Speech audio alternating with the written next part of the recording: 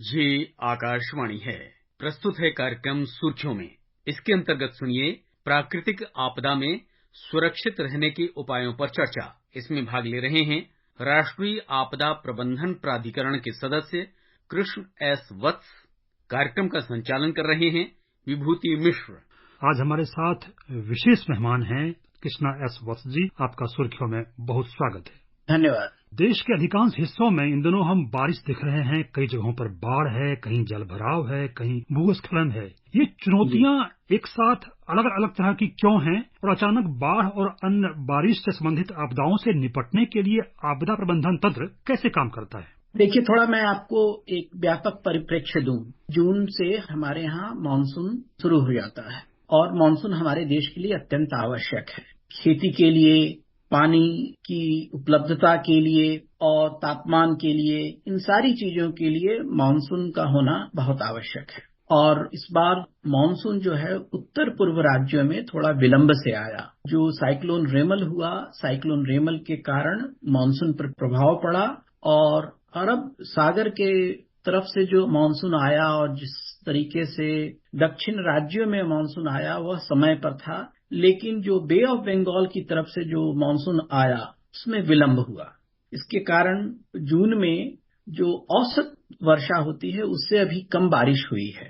तो बारिश होना आवश्यक है और मानसून का पूरे देश में स्वागत होता है। लेकिन मानसून के साथ साथ अतिवृष्टि भी होती है और जब अतिवृष्टि होती है तो बाढ़ आती है और फिर उसके साथ जो और भी आपदाएं हैं वो भी जुड़ जाती हैं। ये जो दूसरी आपदाएं जो जुड़ती हैं वो हैं बिजली का गिरना, बिजली का कड़कना और दूसरा भूस्खलन। और फिर उसके साथ साथ बारिश में कभी दुर्घटनाएं बढ़ जाती हैं तो और कुछ स्वास्थ्य संबंधी समस्याएं आती हैं। तो इन सब चीजों का राष्ट्रीय स्तर पर, राज्य स्तर पर और समुदाय के स्तर पर हम सामना करते हैं। सबसे बड़ी बात है कि जब भी अतिवृष्टि की बात हो तो हमें हमेशा उस पर निगाह रखनी चाहिए। हमें उसके बारे में जानकारी इकट्ठी करनी चाहिए। एक जो आवश्यक बात है जो हम सबों के दृष्टि में रहना चाहिए कि जब भी ऐसा कभी हो कि 100 मिलीमीटर से ज्यादा की बारिश एक दिन में हो, तो इस स्थिति में हमें पूरी स्थिति पर निगाह रखने की जरूरत है कि 100 मिलीमीटर से जब ज्यादा बारिश होती है तो बाढ़ आने की संभावना होती है, जल भराव की समस्या उठती है। तो हम कहीं जा रहे हों, हमारा कोई प्लान हो, तो इन सब चीजों को हम उसी स्थिति में प्लान करें जबकि ये इस तरह की चेतावनी न हो। जहां कहीं भी इस तरह की चेतावनी हो कि भारी बारिश होने की संभावना है तो थोड़ा इस पर हमें ध्यान देने की जरूरत है। हमें अपने गतिविधियों को नियंत्रित और नियमित करने की आवश्यकता है। दूसरा ये है कि बिजली का कड़कना, बिजली का गिरना अभी ये देश में काफी खतरनाक हो गया है। ऐसा है कि थोड़ा सा मानसून में थोड़ा बदलाव आ रहा है। आपने जलवायु परिवर्तन की बात सुनी होगी, तो उस जलवायु परिवर्तन के तहत क्या होता है कि अभी जो अतिवृष्टि की मात्रा बढ़ रही है, गिने चुने दिन में अतिवृष्टि हो जाती है। तो जब ऐसा होता है तो और बाढ़ की संभावनाएं बढ़ जाती हैं। तो ये जो एक्सट्रीम हेवी रेनफॉल होता है, जहां कभी भी इस तरह की बात होती है तो वहां पर दो चार चीजें और हमें ख्याल रखना चाहिए कि वहां बिजली भी गिर सकती है। दूसरा, बिजली के तार भी गिरते हैं और इलेक्ट्रोक्यूशन होता है। जो नदी नालों में जो है वो उसमें भी पानी का बहाव तेज हो जाता है और लोगों को उससे काफी खतरा रहता है। तो अपने को सुरक्षित रखने की जिम्मेदारी हमारी है। तो हम किस तरह से सुरक्षित रहें? बहुत लोग जब बिजली कड़क रही है तो खुले आकाश के तले हम काम करते हैं, तो हमें उसका जरूर ध्यान रखना चाहिए कि हम सुरक्षित जगह में रहें। हम ऐसी जगह में नहीं रहें जहां की बिजली गिरने की संभावना हो, पेड़ के नीचे खड़े ना हो, जलाशयों के पास ना हो। बिजली से हम बच सकते हैं, इसकी जानकारी अपने पास हमेशा रहनी चाहिए। दूसरा ये है कि जो नदी नाले हैं उसमें कभी उतरने की बात हमें नहीं सोचनी चाहिए, क्योंकि पानी का स्तर क्या है, पानी का बहाव कितना तेज है, इसका अंदाजा करना मुश्किल होता है। और हमारे यहाँ लोगों के डूबने की भी संख्या, मृत्यु होने की भी संख्या बढ़ती जा रही है। जी हाँ। और यह स्थिति चिंताजनक है। तो हमें इस बात का जरूर ध्यान रखना चाहिए कि जब भी पानी का स्तर बढ़ रहा हो, हम सुरक्षित जगह पर जाएं, अपने को सुरक्षित रखें और पानी में हम न चलें। खतरे के साथ साथ स्वास्थ्य संबंधी समस्याएं होती हैं, अपने स्वास्थ्य का ध्यान रखना हो तो हम बाढ़ के पानी में न चलें, वहां कुछ संक्रामक रोग भी हो सकते हैं। तो इन सब चीजों से बचें और अपने को सुरक्षित रखें। जी हाँ, जाहिर तौर पे जैसे भी कि आपने कहा कि बाढ़ के पानी का या पानी का अंदाजा नहीं होता, जैसा कि अभी लोनावाला में दिखा गया महाराष्ट्र में। दूसरी बात एक ये भी है, भी आपने आकाशीय बिजली की चर्चा की और आपने ये भी कहा कि जो किस तरह से खतरनाक तरीके से ये बढ़ा है, लेकिन ये एकदम से कई जगहों हमने देखा है कि आकाशीय बिजली से ये गिरने की घटनाएं, लोगों की मरने की घटनाएं, इसमें मतलब तेजी से बढ़ोतरी हुई है। इसके पीछे क्या कारण देखते हैं? एक कारण जो है कि जिसको जलवायु परिवर्तन से जोड़ा जा सकता है कि लाइटनिंग जो फ्लैशेस हैं, लाइटनिंग फ्लैशेस की संख्या बढ़ रही है, क्योंकि जब अतिवृष्टि होती है तो बादलों का घनत्व है वो बढ़ जाता है और बादलों का घनत्व और लाइटनिंग इसका संबंध है। तो बिजली कड़कने की जो क्वांटिटी है, जो उसका स्केल है वो बढ़ जाता है और उसके कारण बिजली गिरने की संभावना ज्यादा रहती है। और हमारे यहाँ जो है घरों पर और हमारी इमारतों पर लाइटनिंग अरेस्टर की व्यवस्था नहीं होती है, लाइटनिंग कंडक्टर्स नहीं होते हैं, तो उसके कारण थोड़ा बिजली का खतरा और भी बढ़ जाता है।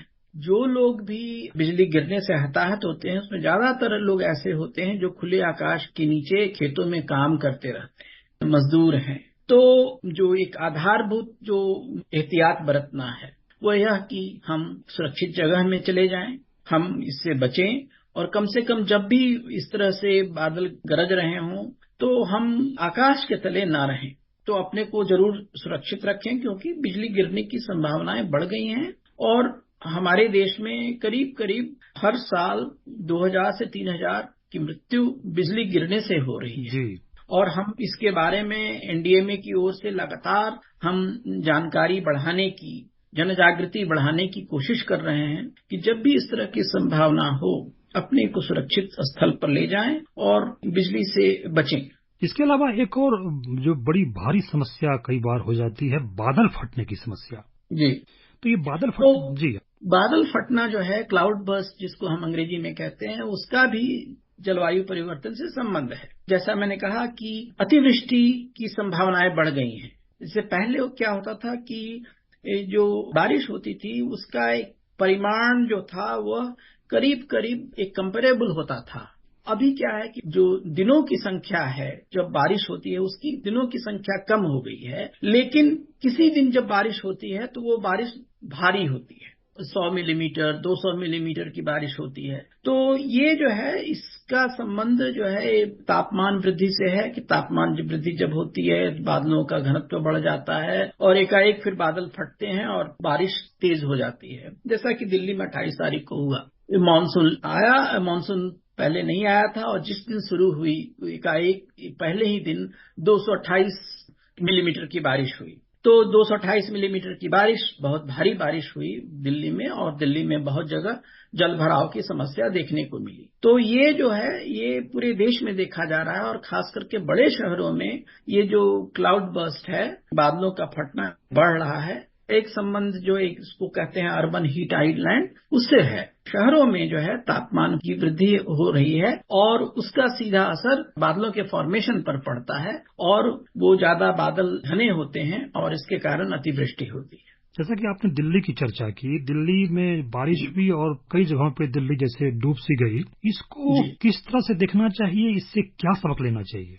जो सबक लेने की जरूरत है शहर के स्तर पर, नागरिक स्तर पर, कि जो हमारे सारे ड्रेनेज हैं उनको हम साफ रखें, पानी की निकासी की व्यवस्था ठीक ठाक हो और हमारे जो जलाशय हैं शहर में उनकी क्षमता का ह्रास न हो, क्योंकि जब भी ऐसी तेज बारिश होती है तो पानी को निकलने का रास्ता होना चाहिए। पानी को हम या तो निकालें या उनको एक ऐसे जगह पर रखें जिसको हम बाद में भी उसका उपयोग कर सकें। तो या तो हम नालियों के माध्यम से उसको निकाल लें, हमारे शहर में जो जलाशय हैं उसमें उन पानी को इकट्ठा कर सकें। तो उसके लिए हमारे शहर में जो ड्रेनेज सिस्टम है उसकी ओर ज्यादा ध्यान देने की आवश्यकता है और जो नदियां हैं और जो जलाशय हैं उसमें किसी तरह का इंक्रोचमेंट ना हो या कम से कम इंक्रोचमेंट हो।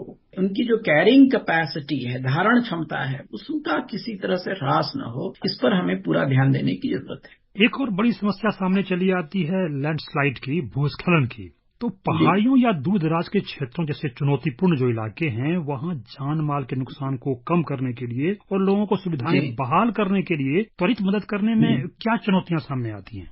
देखिए, ऐसा है कि जब तेज बारिश होती है पहाड़ों पर, तो वो पानी जो है वो नीचे की ओर जाता है और मतलब पहाड़ के अंदर जाता है। और जब कभी वेजिटेशन कवर नहीं होता है, वृक्षों का अभाव रहता है, तो उसका सीधा असर ये होता है कि वो मिट्टी जो है वो हल्की होते चली जाती है, मिट्टी फूलने लगती है और फिर एक विशेष लेवल पर जा करके वहां पर वो भूस्खलन की प्रक्रिया शुरू होती है, पूरा पहाड़ नीचे की ओर जाता है। तो जो लोग पहाड़ की तलहटी में रह रहे हैं, पहाड़ के स्लोप पर रह रहे हैं, उनको इस बात का पूरा ध्यान रखना चाहिए कि जब भी ऐसी तेज बारिश होती है तो भूस्खलन की संभावनाएं बढ़ती हैं और उनको पूरा एहतियात रखना चाहिए कि ऐसी हर स्थिति में अपने को सुरक्षित रखें, किसी दूसरे जगह पर जाएं। और ये कभी भी हो सकता है, रात में भी हो सकता है, कभी पहाड़ों का टूटना और लोग पूरा का पूरा गांव उसके अंदर दब जाता है। वो बड़ी एक विभीषिका होती है हमारे लिए, लोगों को निकाल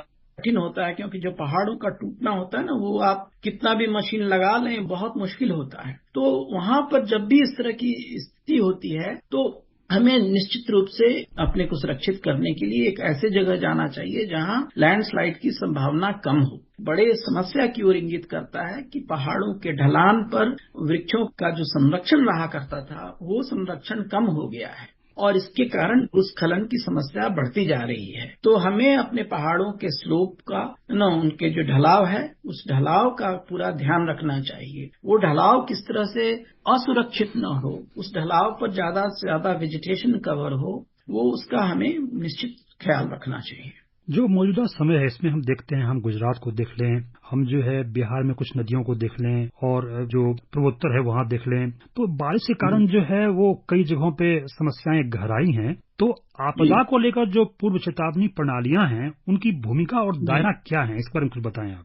देखिए, हमारे यहाँ जो है नदियों का स्तर बढ़ता है, बारिश में नदियों का स्तर बढ़ता है और इसमें कहीं कोई ज्यादा समस्या की बात नहीं है, ये तो आम बात है। लेकिन इस बात की जानकारी जो है लोगों तक पहुंचनी चाहिए और इसके लिए जो सेंट्रल वाटर कमीशन है, केंद्रीय जल आयोग, इसकी व्यवस्था करता है। और दो तरह की पूर्व चेतावनी दी जाती है, एक तो बारिश की पूर्व चेतावनी और जो IMD की ओर से, भारतीय मौसम विभाग की ओर से आती है, और दूसरा केंद्रीय जल आयोग, वो नदियों के जलस्तर के बारे में पूर्व सूचना देता है। तो जब भी नदियों का जल स्तर बढ़ रहा हो और खतरे के निशान से ऊपर बढ़ रहा हो, उस समय पूरा ध्यान रखना चाहिए और जहां कहीं भी ऐसी स्थिति बन रही हो तो कम से कम नदियों से थोड़ा दूर रहने की जरूरत है। जो नदियों पुल हैं उसके नीचे भी पानी बहुत तेजी से बहता है और हम ऐसी स्थिति में जब नदियों का जल स्तर बढ़ रहा हो तो हम उन पुलों पर भी यातायात से बचें और अपने को सुरक्षित रखें।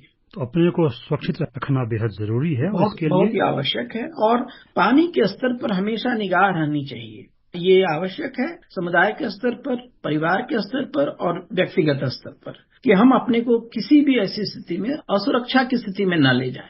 कृष्णा एस वत्स जी, आप सुर्खियों में आए और हमारे श्रोताओं को आपने महत्वपूर्ण जानकारियां दी, इसके लिए आपका बहुत बहुत आभार। धन्यवाद। अभी आप सुन रहे थे प्राकृतिक आपदा में सुरक्षित रहने के उपायों पर चर्चा। इसमें भाग ले रहे थे राष्ट्रीय आपदा प्रबंधन प्राधिकरण के सदस्य कृष्ण एस वत्स। कार्यक्रम का संचालन कर रहे थे विभूति मिश्र। ये कार्यक्रम आकाशवाणी के समाचार सेवा प्रभाग द्वारा प्रस्तुत किया गया। इसे आप हमारे mobile app news on AIR और YouTube channel news on AIR official पर भी सुन सकते हैं। इस कार्यक्रम के संबंध में अपनी प्रतिक्रिया आप हमें ईमेल या व्हाट्सएप के माध्यम से भेज सकते हैं। ईमेल का पता है airnsdtalks@gmail.com और व्हाट्सएप नंबर है 9289094044।